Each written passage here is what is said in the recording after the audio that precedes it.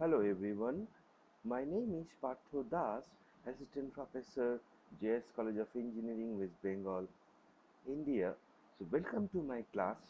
So today we are going to start a new subject, that is basic electrical engineering, and in that basic electrical engineering today in this particular class we are going to do the things that are related to your previous knowledge.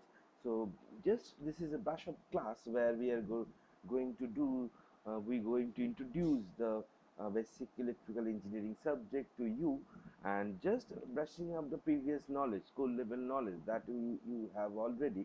So those things we are just brushing up. Okay, so let us start. Let us see what are the topics, what are the things we are going to cover today. Then one by one we will start to solve, we start to discuss things together. Okay, so let us start. Yes, these are the objectives. After completion of this particular class, we are able to identify and implement theory of Ohm's law. Then we can define electrical terms. So resistance, capacitor, inductors, electricity, current, power. So there are different electrical terms are there. So within them, some terms we will try to understand today. And I think all of you, I think in school level physics, you have already done this. So so here also we are just brushing up those concepts over here. Okay, so number three, to be able to describe the interrelationship between voltage, current, and resistance in electrical circuit. The Ohm's law itself describes that relations, and there are other some relations. Ohm's law. Then we have the KVL law, KCL law. The different laws are there, and in that case, there are the different equations we can find out. So those are the things that we have to do. Okay, so let us see the what are the next objective, to be able to identify digital multimeter features and its capabilities. Okay, so a multimeter is something which can, by using which we can measure many things. So it is basically a digital meter. Analog meter is also available, but nowadays digital meter are taking all over the market, and it has a standard price rate, and it can be used for the different purposes. So that's why it is taking the whole market. And to able to correctly use the digital multimeter, how to use the multimeter, that is a very important point actually. So how to measure the voltage, how to measure the current, maybe that is a DC voltage, DC current, or AC voltage, AC current, or resistance, or or continuity, or different things can be measured. Different things can be measured by multimeter. So we will see what are the things we can measure, and how we can connect, and how we can measure. So that those things we will do today. So these are the actually objectives we have in this particular class. So let us start. Okay, coming to the next slide. Yes, basics of electricity. So first of all we will see, so electricity is it's an energy. So but we know from the laws of conservation is that energy cannot be created, it cannot be destroyed. It's just changed from one kind of energy to the other kind of energy. So let's first let us see that what are the different types of energies are available, and from which kind of energy we can convert that energy into the electrical energy. So first thing is that types of energy. What are the types of energy? Electrical energy, heat energy, atomic energy, mechanical energy.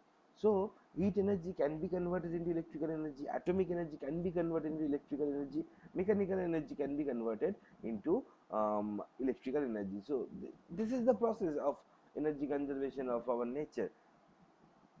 Okay, and one form of energy can be converted into another. Yes, already told. Oil, heat, water, steam, turbine, mechanical energy, generator, electrical energy. So these are the actually elements or equipments from which we can get those kind of energy. That example is given, so for your understanding. So these are the types of energy we have. Okay, now coming to the next slide. Yes, the source of this electricity. The source of this electricity is basically the uh, it's basically hidden in the atomic structure of an atom. So in atom we have nucleus, we have in nucleus we have proton, we have neutrons, and there are the orbitals are there surrounding that nucleus, and in the orbital we have some electrons.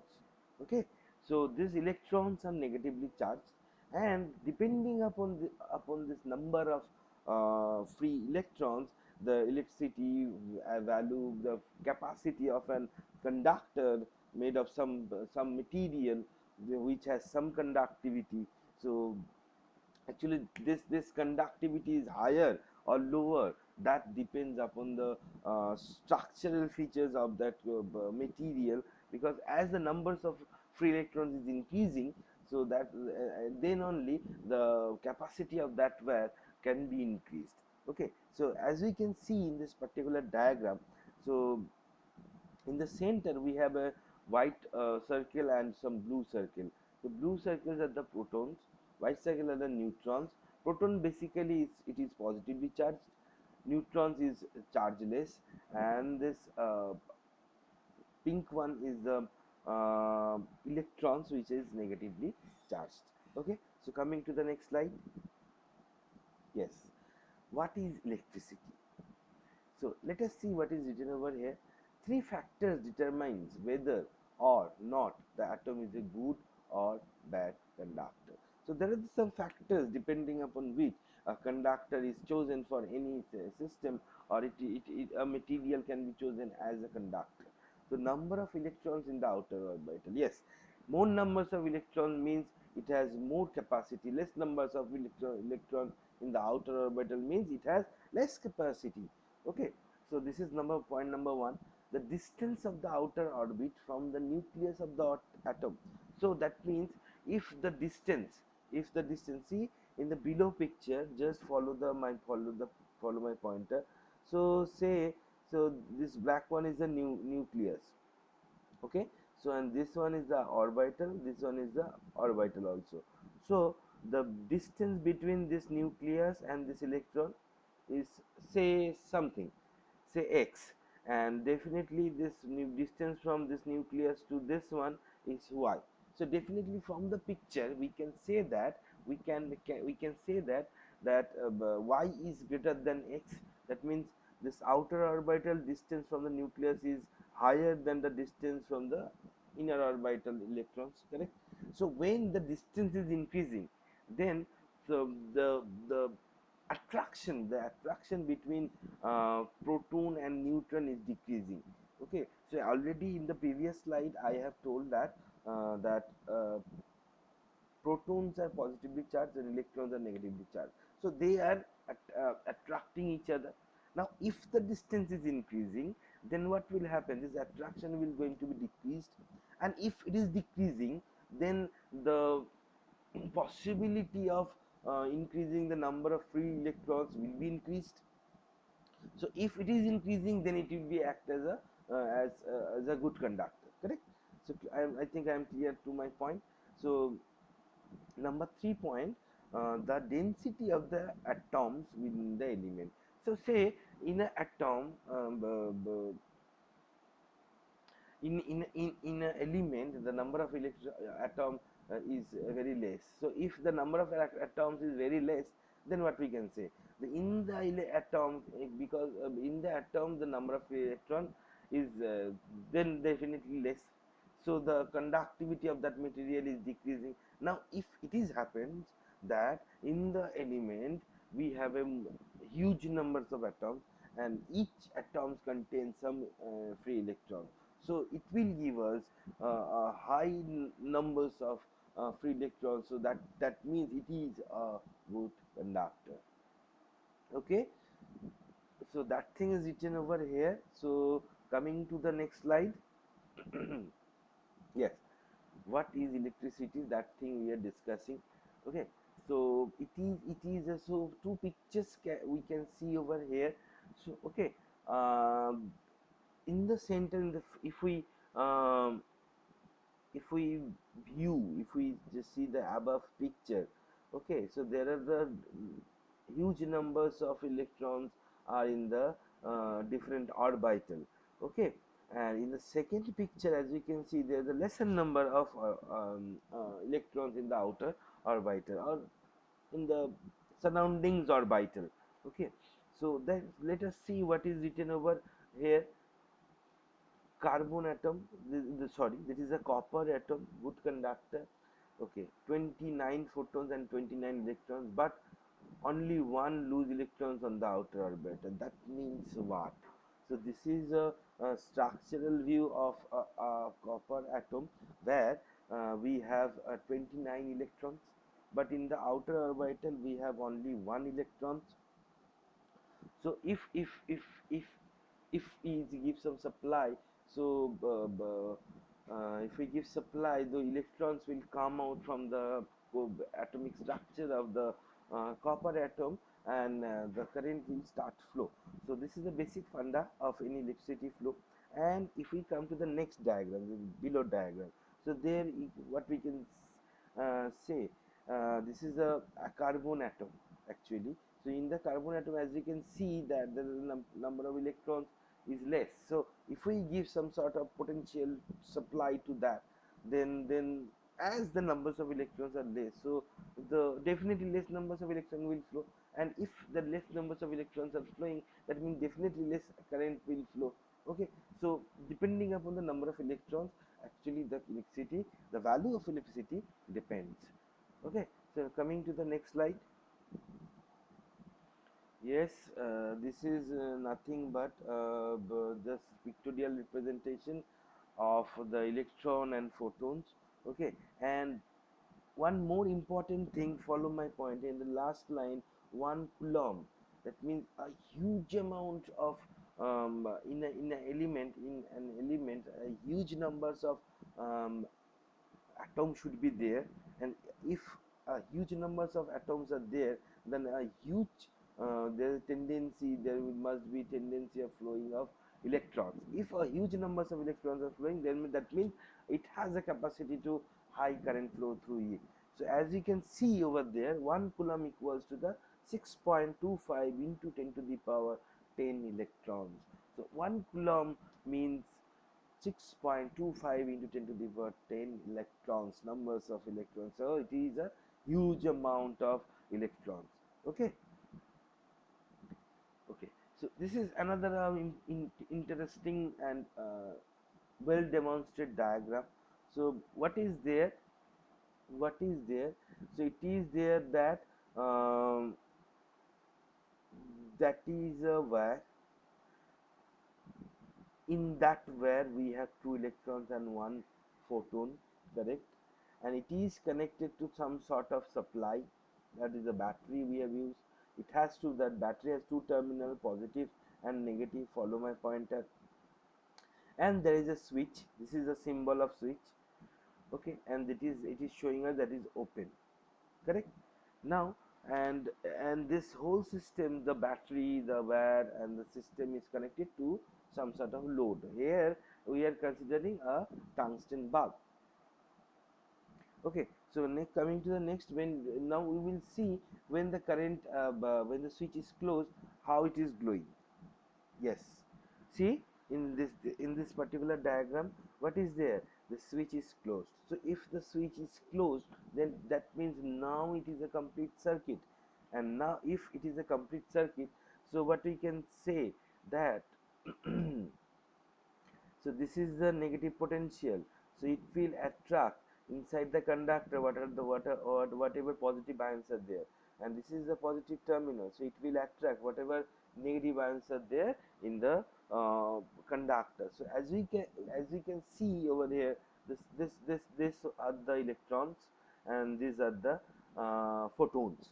So this negative will attract this photon, that's why it is direction in this direction, and the flow of this electrons will be this side, because it is negative and this is positive, so it will attract each other. So all the electrons will try to come to the positive terminal and all the photons will try to come in the negative terminal. So as a result of that one, the current will flow from positive terminal to negative terminal, as we know that the direction of current is always in the opposite direction of the flow of the electrons. Okay, so this is a simple pictorial view how the current is flowing and why the current is flowing. Yes. So what is electricity? So there are variety of methods of producing electricity. Yes, there are variety method. Okay. So through chemical reaction in a battery. So yes, we know that for large amount of electricity generation we use nuclear power plant, we use thermal power plant, we use what, and the main thing is that whatever power plant we are using there, actually you use some alternator, that is a synchronous generator, which are actually generates three-phase electrical supply, and that is distributed and transmitted distributed. So the another thing. So point is that by electromagnet, that is known as the, if we rotate some machine, if we rotate some generator, and if from that if we use generate some electricity, then it is a electromagnetic action, definitely. So that points are mentioned over here. Through chemical process it can be done in battery, actually we do in battery, and for large amount of electricity we use the generators. Okay, so that is the main funda of the electronic generators is that electromagnetism. Okay, so coming to the next slide. Okay, so what is current? Current is a flow of electron. Conventional current is in the opposite direction of the electron flow. High voltage to low voltage, that means current always flow from higher potential to the lower potential. So you can say that current is always flow from plus to minus. Unit of current is ampere, we know. Current is measured by ammeter connected in series, polarity in DC. Okay, so these are the point. That means ammeter is used to measure the current through any element or device, and it is an ammeter should be connected always in series, so that how much current is flowing through that path we can measure that one. Okay, so now coming to the voltage. What is voltage? That is the potential difference between two terminal or two node. Okay, so unit of voltage is volt, measured by how we measured by the voltmeter, and voltmeter should be connected in the parallel, so that it can identify what is the voltage drop across any terminal or branch, and that is shown in the voltmeter. Sources can be battery, the source of voltage is battery, DC generator, alternator. So different things are there. We one by one, we in the uh, future class we will do these things. And this voltage can be AC, can be DC. Yes, polarity in the DC. Yes, only polarity shows a voltage and current in the DC, but in AC we have polarity, but it is always changing, so we cannot mark or identify that this particular terminal is positive and that particular terminal is negative. No, we cannot do, because it is alternating. So once it is a positive, in the negative half it will be negative. Once one terminal is negative, in the next half it will be positive. So like this, so it is continuously changing, so you cannot mark there over there what is the polarity of that one. Equivalent to two water tanks connected by pipe water flows. Yes, very simple example. This is the voltage we have to apply to the system. So if we apply to the system, if we apply higher voltage to the system, higher current will flow. Now point is why if we give, instead of 10 voltage, if we give 20 voltage, we can find out that instead of 0.1 current it is flowing 0.2 current, say for the example I am telling you. But why? Because of the electrical pressure. That means there is a huge attraction. When there is a huge attraction, when the attraction is increasing, so more numbers of electron will be free from the atomic structure, and it will try to flow. And when the more numbers of electrons are flowing, that means more current is flowing. So that is the basic funda of that system. Now, what is resistance? So it is a very important thing. Resistance is basically it is the property of an element which opposes the flow of current. Okay, so now let us see what is the characteristics we have of in case of resistance. So opposes the flow of current. Yes, it's opposed. Unit of resistance is ohm. Already we know these things. So I'm just brushing off this thing. Measured by ohm meter connected across it. Yes, there is a ohm meter is available in the market by which you can measure the resistance of any conductor or whatever thing is there. Depends upon the material area and length. Yes, we know in school we have studied that resistance is equal to rho L by A, where rho is the resistivity, L is the length, A is the area. So these are the things depending upon which the resistance value or property may change, and we can calculate the resistance value if those components are known to us. Okay, produces heat when current flows through it. Yes, when current flowing through any particular resistor, there is a heat generation, there is a voltage drop, and due to that voltage there is a heat generation. Fixed and variable resistance. Yes, there are different types of resistance are available. It has some fixed value, some has variable value. Those are known as potentiometer, or it is sometimes known as the rheostat or pot. So different names are there in case of resistance. So let us coming to the next slide. Okay, this is a very interesting picture is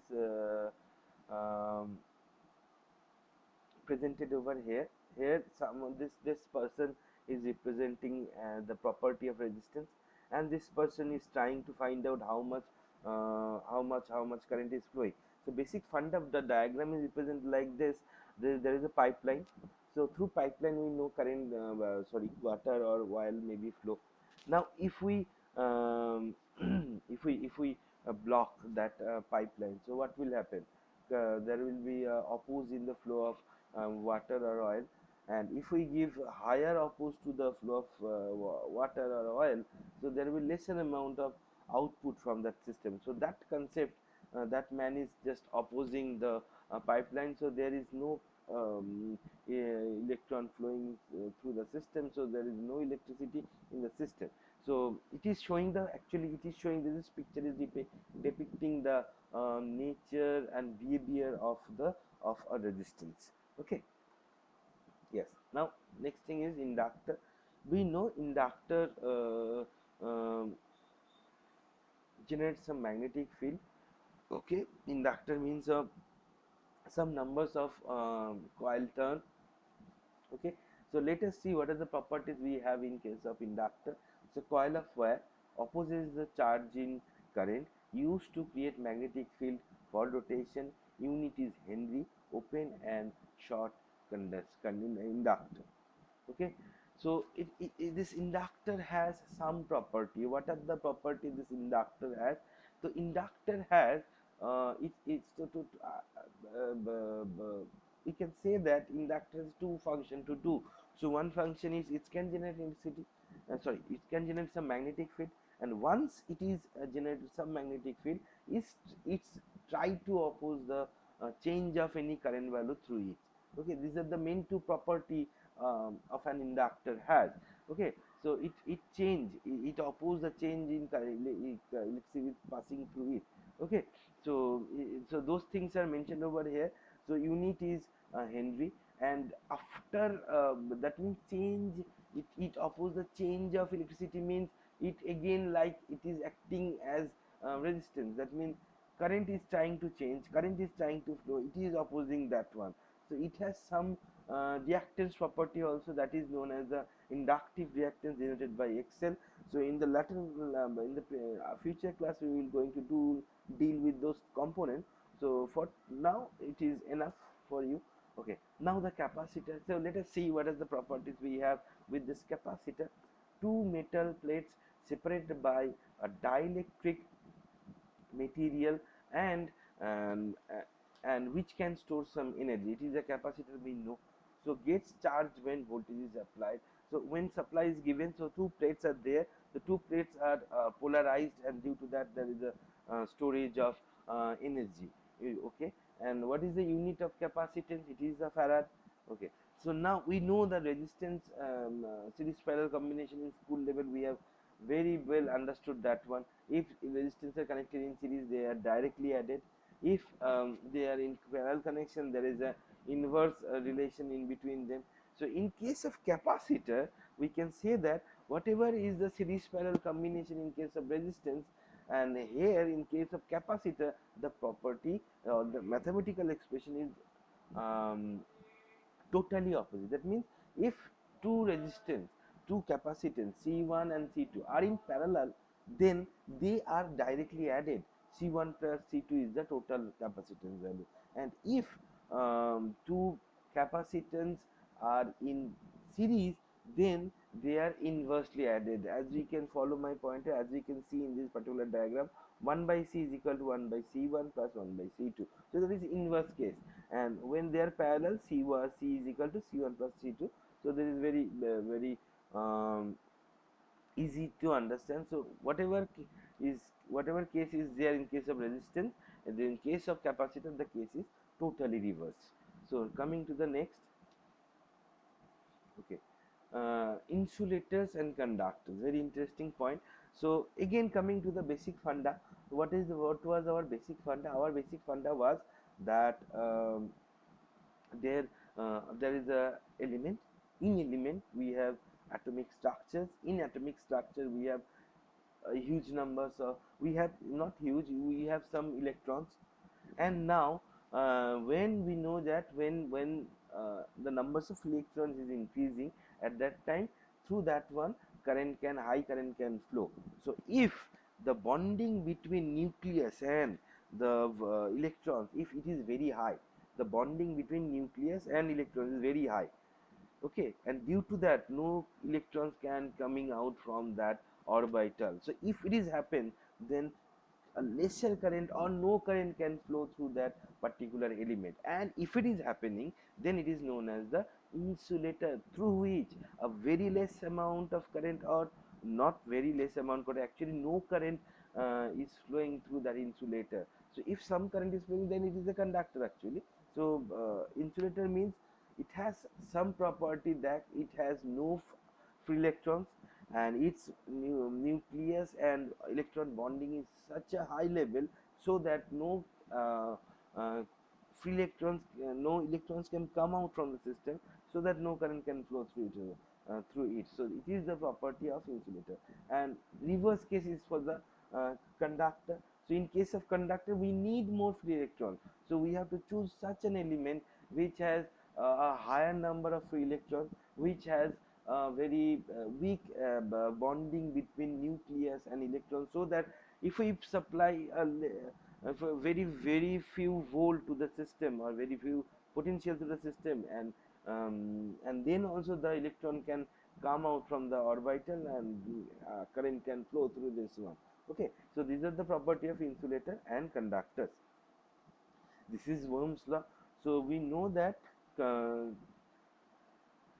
considering the temperature and pressure constant, the current flowing through a particular conductor is directly proportional to the potential difference of that particular conductor and of any two particular point within this particular point. So V varies I, and when we are eliminating this equivalent sign, then there is a V is equal to IR. So I am not going to in that details, because we have already several times we have seen it, and we have solved different problems in our school level. So just remembering these things. Um, so this is Ohm's law, just pictorial representation for you. It is very interesting to see. Okay, coming to the next, Achha, DC power. So DC power means a power formula is given by voltage is V, is denoted, I is denoted by I, and so power will be V into I. Now again from the concept of Ohm's law, we can put that. So follow my pointer. So power in DC circuit is P is equal to V into I, where V is again I into R from the Ohm's law. So I square R is another power formula. So actually V into I is a uh, apparent power formula. Okay, and I square is a loss current formula. So there are different power formulas are there, so not we are not going for that details. So we will discuss in the future classes. Okay, and unit of mechanical power is horsepower, and 1 horsepower means we know that 746 watts. Okay, so there are some small problems are given over here. So so application of power formula, not going to for details, not going for the details. This is very simple. uh, just check yourself. Okay, now AC power.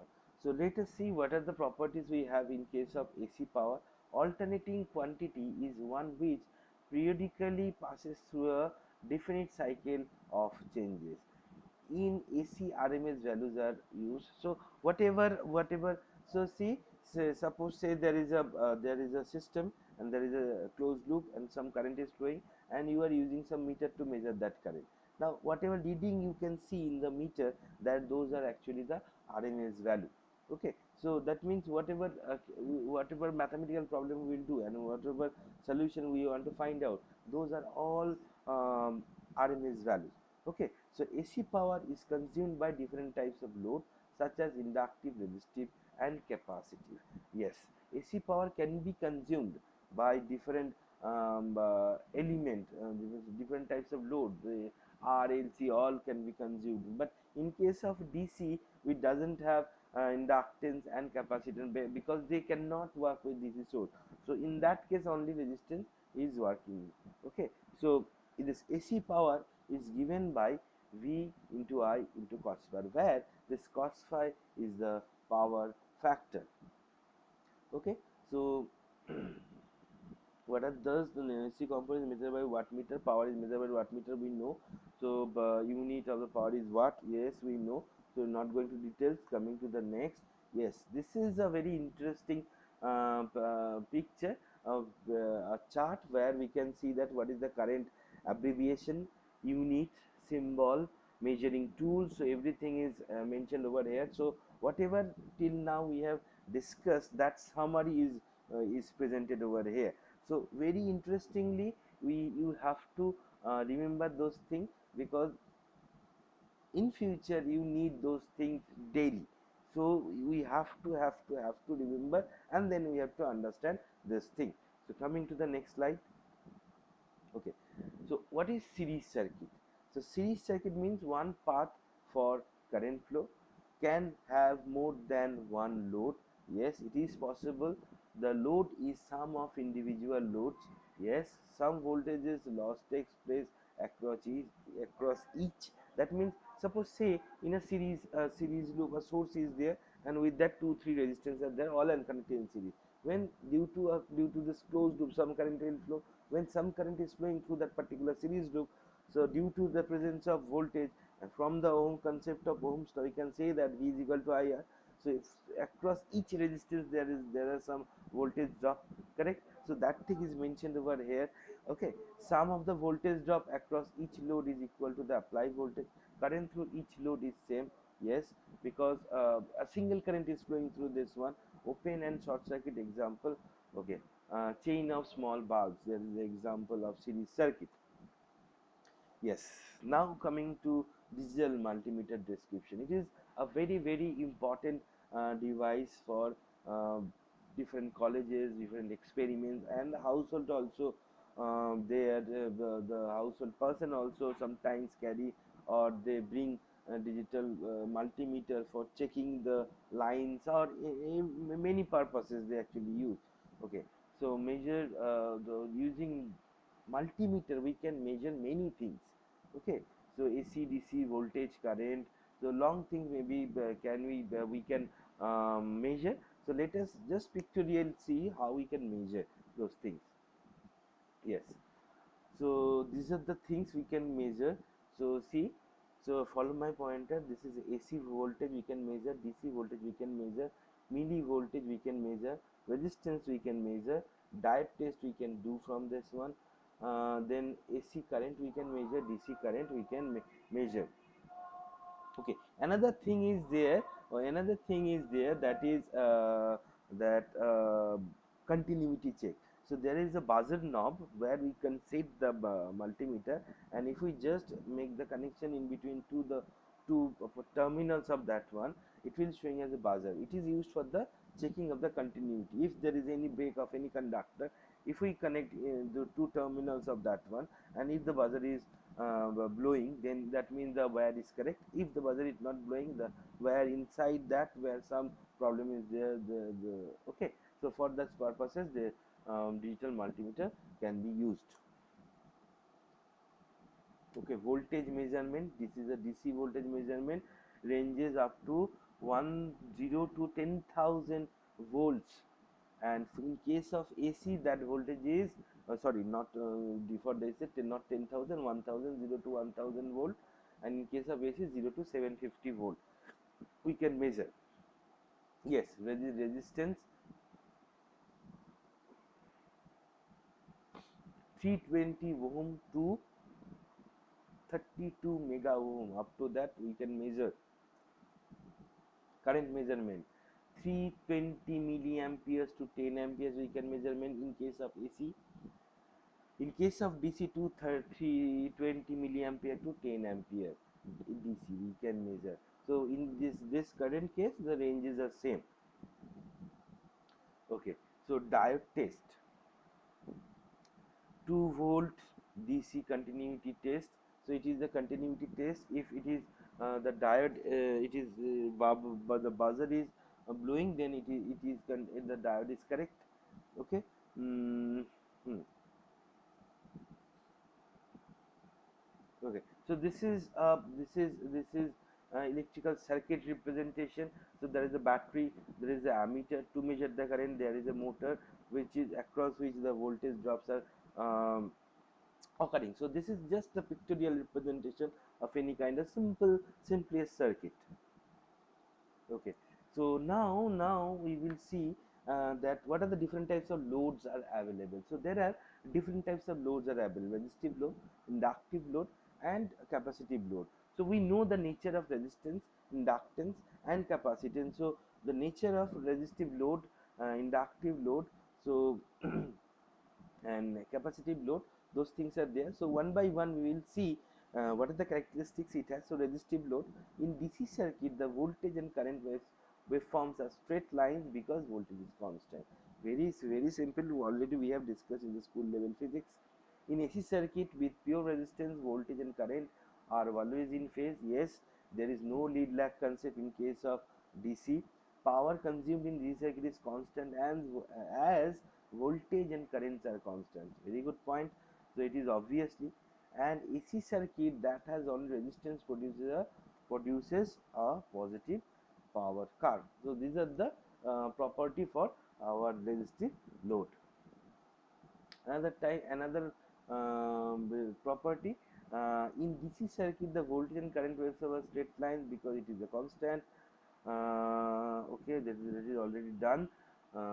Inductive load, an inductor is a coil of wire.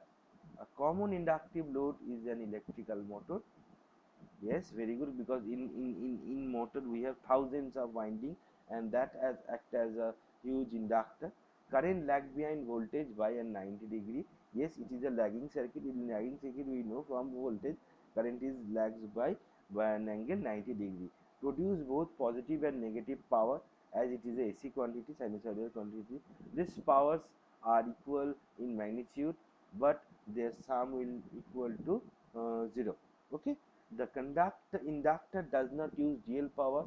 Still get the generator supply is it is voltage and current, so efficiency is lower. So these are the property. Now coming to the capacitor load. A capacitor opposes charge in voltage. Yes, current lead, in this case its current is leading by 90-degree from the voltage level.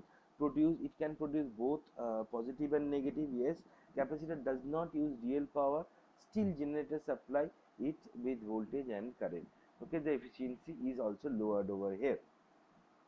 So these are the things we want to cover today.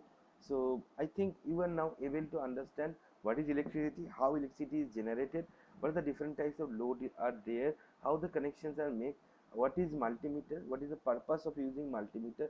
By using multimeter, what we